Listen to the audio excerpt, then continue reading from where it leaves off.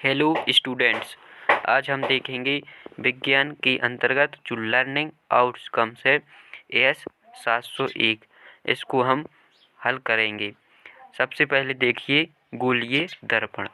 तो गोलीय दर्पण है अवधारणा का संक्षिप्त परिचय देखते हैं। गोलीय दर्पण कोई भी पॉलिश किया हुआ अथवा चमकदार पृष्ठ दर्पण की भांति कार्य करता है।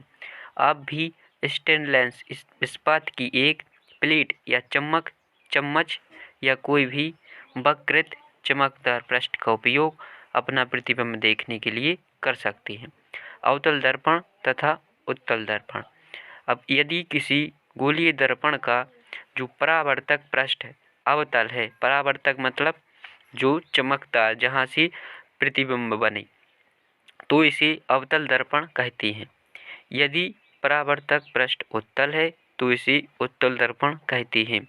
चम्मच का जो भीतरी वाला भाग होता है वह अवतल दर्पण की भांति कार्य करता है, जबकि जो बाहरी पृष्ठ है, चम्मच का जो बाहरी पृष्ठ है वह उत्तल दर्पण की भांति कार्य करता है। अब हम देखते हैं जो चित्र बने हुए हैं ये चम्मच के दर्पणों को इनमें समझाया गया है। अवतल दर्पण अवतल दर्पण है जो वास्तविक तथा उल्टा प्रतिबिंब बना सकता है तथा उत्तल दर्पण द्वारा बना प्रतिबिंब सीधा, आभासी तथा साइज में छोटा होता है। उत्तल लेंस तथा अवतल लेंस के बारे में हम जानेंगे। क्या कहलाते हैं उत्तल लेंस? वे लेंस जो किनारों के बीच में मोटे प्रतीत होती हैं, जो किनारों के बीच में कैसे होती है, मोटे, वह कहलाते हैं उत्तल लेंस। वे लेंस जो किनारों के बीच पतले महसूस होते हैं या वे लेंस जो किनारों के बीच पतले होते हैं, अवतल लेंस कहलाते हैं। उत्तल लेंस का जो प्रतिबिंब बनता है वो कैसा बनता है? उत्तल लेंस वास्तविक तथा उल्टा प्रतिबिंब बना सकता है। जब बिंब निकट के पास हो तो प्रतिबिंब आभासी, सीधा तथा आवर्धित होता है। अवतल लेंस सदैव सीधा, आभासी तथा साइज में बिंब से छोटा प्रतिबिंब बनाता है। अब हम अभ्यास वर्कशीट 1 इसको हम हल करेंगे। पहला क्वेश्चन है, क्या है क्वेश्चन? अवतल दर्पण किसे कहते हैं? अवतल दर्पण किसे कहते हैं? तो हम उत्तर में लिखेंगे, यदि किसी गोलीय दर्पण का परावर्तक पृष्ठ अवतल है तो इसे हम अवतल दर्पण कहते हैं। ये हम उत्तर में लिखेंगे। अब देखिए प्रश्न दूसरा। प्रश्न है जो किस दर्पण द्वारा वस्तु का प्रतिबिंब सीधा, आभासी तथा साइज में वस्तु से छोटा बनता है? तो इसका आंसर है जो उत्तल दर्पण द्वारा वस्तु का प्रतिबिंब सीधा, आभासी तथा साइज में वस्तु से छोटा बनता है। प्रश्न तीसरा करेंगे। स्टेनलेस इस्पात की चम्मच का भीतरी पृष्ठ व बाहरी पृष्ठ किस दर्पण की तरह कार्य करता है? चम्मच का जो भीतरी पृष्ठ है वह अवतल दर्पण की भांति कार्य करता है तथा जो बाहरी पृष्ठ है वह उत्तल दर्पण की भांति कार्य करता है। प्रश्न 4 को देखेंगे। उत्तल दर्पण द्वारा बनने वाले प्रतिबिंब की प्रकृति कैसी होती है? उत्तल दर्पण द्वारा बनने वाले प्रतिबिंब की प्रकृति कैसी होती है? तो इसके हम उत्तर में लिखेंगे, उत्तल दर्पण द्वारा बना प्रतिबिंब सीधा, आभासी तथा साइज में छोटा होता है। कैसा होता है? सीधा, आभासी तथा साइज में जो छोटा होता है। अभ्यास वर्कशीट हम 2 करेंगे।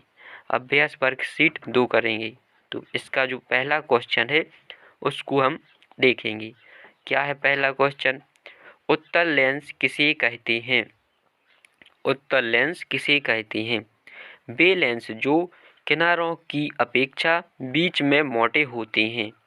वे लेंस जो किनारों की अपेक्षा बीच में मोटे होते हैं उत्तल लेंस कहलाते हैं। देखिए चित्र देखिए उत्तल लेंस का कैसा होता है। ये देखिए बीच में कैसा है? मोटा है और किनारों पर कैसा है? पतला है। इस प्रकार से उत्तल लेंस होता है। अब देखते हैं प्रश्न दूसरा। प्रश्न दूसरा है जो अवतल लेंस द्वारा किस प्रकार का प्रतिबिंब बनता है? अवतल लेंस के द्वारा किस प्रकार का प्रतिबिंब बनता है? हम इसमें लिखेंगे अवतल लेंस द्वारा सदैव सीधा, आभासी तथा साइज में बिंब से छोटा प्रतिबिंब बनता है। बिंब से छोटा प्रतिबिंब बनता है। प्रश्न तीसरा, इसको हल क्या करना है? अवतल लेंस तथा उत्तल लेंस को चित्र द्वारा प्रदर्शित कीजिए। हमें इसमें अवतल लेंस और उत्तल लेंस की चित्र बनानी है। यहाँ पर हम चित्र बनाएंगे। तो उत्तल लेंस है, उत्तल लेंस कैसा होता है? बीच में मोटा होता है और किनारों पर पतला होता है। उत्तल लेंस कैसा होता है? बीच में मोटा होता है और किनारों पर पतला होता है। अवतल लेंस है, अवतल लेंस है जो बीच में पतला और किनारों पर मोटा होता है। अवतल लेंस है जो बीच में पतला और किनारों पर मोटा होता है। अब हम प्रश्न क्रमांक 4 को देखेंगे। यह है जो उत्तल लेंस द्वारा किस प्रकार का प्रतिबिंब बनता है? उत्तल लेंस द्वारा किस प्रकार का प्रतिबिंब बनता है? उत्तल लेंस के द्वारा है जो वास्तविक तथा उल्टा प्रतिबिंब बनता है। कैसा बनता है? वास्तविक तथा उल्टा प्रतिबिंब बनता है। ये हमने अभ्यास शीट 2 को किया। अब हम यहाँ स्व आकलन इन प्रश्नों को भी हम हल करने की कोशिश करते हैं। चलिए तो हम इनको हल करेंगे। कैसे हल करेंगे? पहला प्रश्न है जो रिक्त स्थानों की पूर्ति कीजिए। पहला प्रश्न है रिक्त स्थानों की पूर्ति कीजिए। यदि प्रतिबिंब सदैव आभासी तथा साइज में छोटा हो तो यह किस खाली स्थान द्वारा बना होगा? यहाँ हमें नाम लिखना है कि यह किसके द्वारा बना होगा। यदि प्रतिबिंब सदैव आभासी तथा साइज में छोटा हो तो यह अवतल लेंस के द्वारा बना होगा। किस लेंस के द्वारा बना होगा? अवतल लेंस के द्वारा। जो लेंस किनारों की अपेक्षा बीच में पतले होते हैं, जो लेंस किनारों की अपेक्षा बीच में पतले होते हैं वह कौन सी लेंस कहलाते हैं? हमने देखा था जो लेंस किनारों पर कैसे होती हैं? मोटे तथा बीच में कैसे होती हैं? पतले, तो वह अवतल लेंस कहलाती हैं। कौन सी लेंस कहलाती हैं? अवतल लेंस। तीसरा देखते हैं, यदि किसी गोलीय दर्पण का परावर्तक पृष्ठ कैसा है? उत्तल है, तो इसे उत्तल दर्पण कहते हैं। क्या कहते हैं? उत्तल दर्पण। अब हम देखते हैं प्रश्न दूसरा। इसमें है जो निम्न कथनों की आगे सत्य या असत्य लिखना है। यहाँ जो प्रश्न दिए गए हैं इसमें से कुछ प्रश्न कैसे हैं? गलत हैं और कुछ सही हैं। तो हमें सही, गलत, सत्य और असत्य लिखना है। अब हम पढ़ेंगे। पहला है जो अवतल दर्पण से हम वास्तविक, आवर्धित तथा उल्टा प्रतिबिंब प्राप्त कर सकते हैं। अवतल दर्पण से हम वास्तविक, आवर्धित, उल्टा प्रतिबिंब प्राप्त कर सकते हैं। किससे? अवतल दर्पण से। तो यह सही है। यहाँ लिखेंगे हम सत्य। अब दूसरा है जो अवतल लेंस। अब लेंस की बात हो रही, अभी हमने क्या देखा था? दर्पण। दूसरे में लेंस बारे में पूछ रहे हैं। अवतल लेंस है जो सदैव आभासी प्रतिबिंब बनाता है। अवतल लेंस सदैव कैसा? आभासी प्रतिबिंब बनाता है। हमने देखा था अवतल लेंस सदैव आभासी प्रतिबिंब बनाता है। तो यह कैसा होगा? सही। तो हम क्या लिखेंगे? यहाँ पर सत्य लिखेंगे।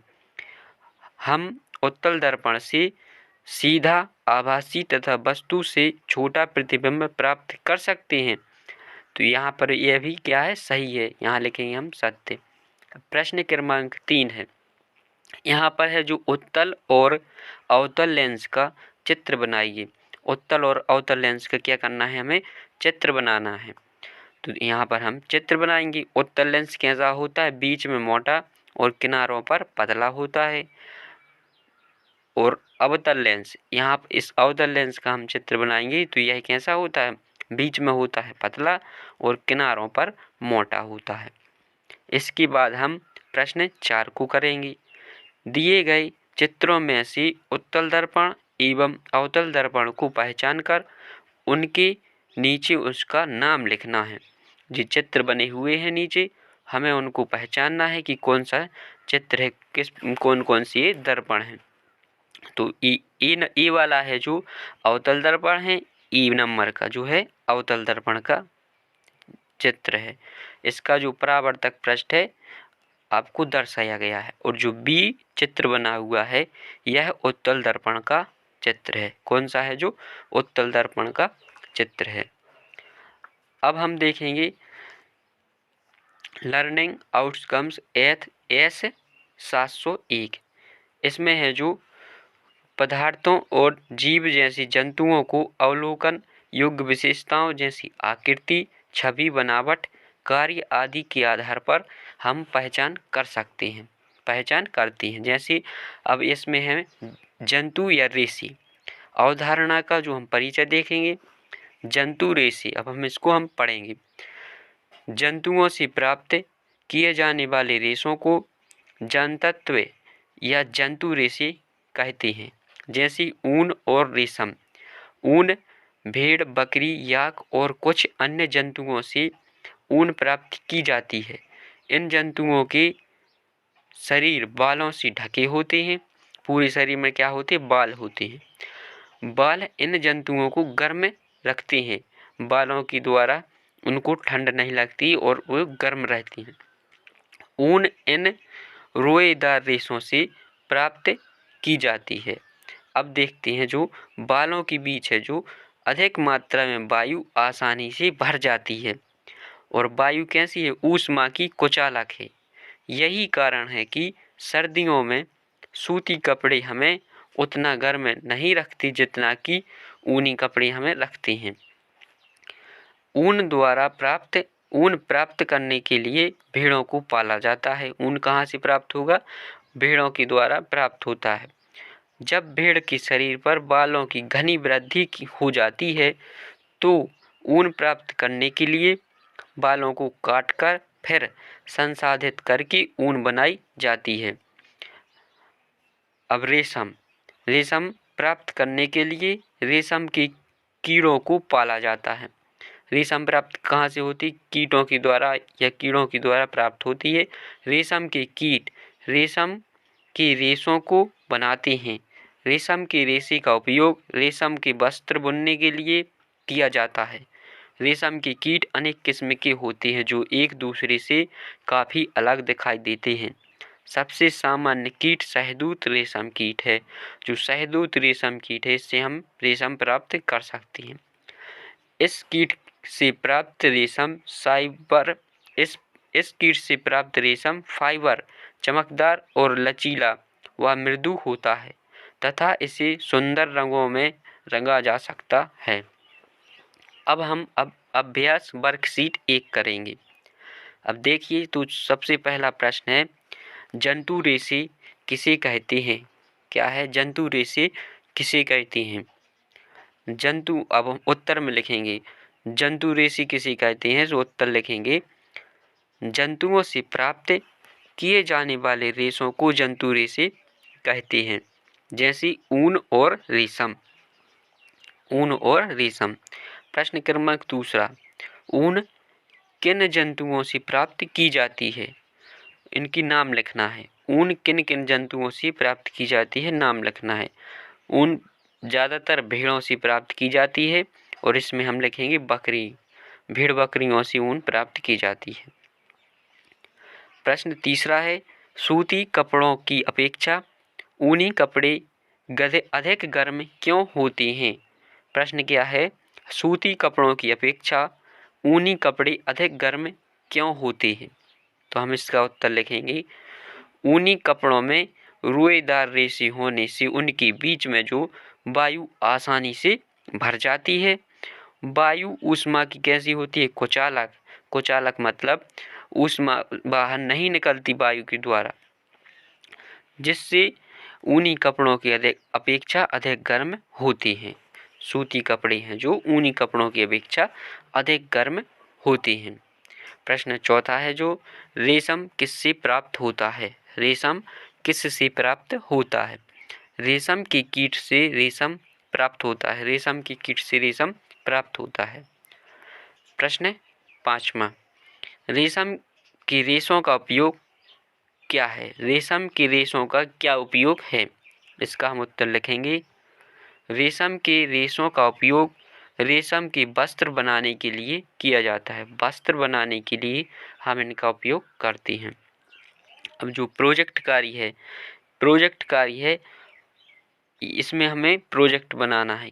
देखिए तो पहला है उन जंतुओं के चित्र एकत्रित कीजिए जिनके बालों का उपयोग ऊन के रूप में किया जाता है। इन्हें अपनी स्क्रैप पुस्तिका में चिपकाइए। तो यहाँ पर हमें चित्रों को चिपकाना है जिनका उपयोग हम किसके रूप में, ऊन के रूप में किए जाते हैं। जिन जंतुओं का उपयोग ऊन के रूप में करते हैं उनका हमें यहाँ पर चित्र लगाना है। दूसरा प्रोजेक्ट है दर्जी की दुकान से विभिन्न प्रकार की व्यर्थ कपड़ों की कतरनों को इकट्ठा करके उनसे रेशम से बने कपड़ों की कतरनों को पहचान कर अपनी स्क्रैप पुस्तिका में चिपकाइए। ये प्रोजेक्ट कार्य है, ये आप सभी को करना है। प्रश्न तीसरा प्रोजेक्ट है जो अपने माता पिता या शिक्षकों की सहायता से पता लगाइए कि भारत में भेड़ों की कौन कौन सी नस्लें व किन किन राज्यों में पाई जाती हैं। अब इसमें हम लिखेंगे नस्ल का नाम। तो देखिए मगरा, मारवाड़ी, चोकला, सोनारी, जैसलमेरी, खेरी और पूगल, ये जो भेड़ों की नस्ल हैं ये कहाँ पाई जाती हैं, राजस्थान में। अब अगली नस्ल है जो मेंढक-याल नस्ल है जो छत्तीसगढ़ में। गैरोल, यह भेड़ की नस्ल है जो पश्चिम बंगाल में। पाटनवाड़ी गुजरात में पाई जाती है। और गंजम है जो उड़ीसा में पाई जाती है। स्व आकलन, इसको हम हल करेंगे। स्व आकलन प्रश्नों को भी हम हल करेंगे। प्रश्न पहला है कॉलम ए में दिए गए शब्दों को कॉलम बी में दिए गए शब्दों से मिलान कीजिए। कॉलम ए में दिया है याक। याक क्या है, तो हमें कॉलम बी में देखना है याक किससे जोड़ी मिलेगी इसकी। याक है जो ऊन देने वाला जंतु है। क्या है, ऊन देने वाला जंतु है। चमकदार व लचीला फाइबर, यह है रेशम, इसकी जोड़ी मिलेगी रेशम से। कीट है जो यह एक शहदूत है। रेशम कीट है।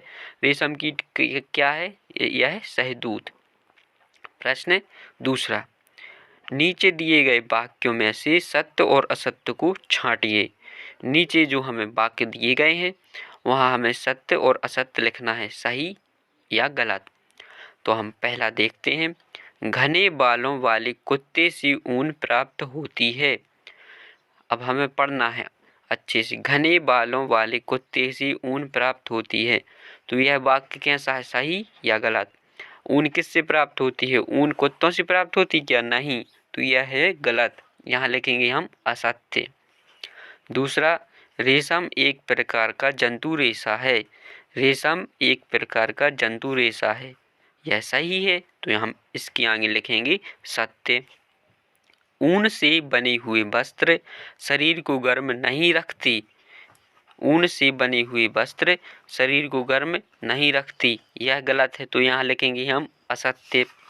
शहदूत एक रेशम कीट है। शहदूत कैसा है, यह रेशम कीट है, हम पहले पढ़ चुके हैं। शहदूत एक कैसा है, रेशम कीट है, तो यह सही है। यहाँ लिखेंगे हम सत्य। अब देखते हैं चौथा में क्या लिखा है, रेशम एक फाइबर बहुत कठोर होता है। अब आप बताइए, रेशम बहुत कठोर होता है, नहीं, यह गलत है। रेशम मुलायम होता है, लचीला होता है। रेशम का फाइबर बहुत, यह जो पांचवा है यह गलत है। यहाँ लिखेंगे हम असत्य। रेशम का जो फाइबर बहुत कठोर होता है, यह असत्य है।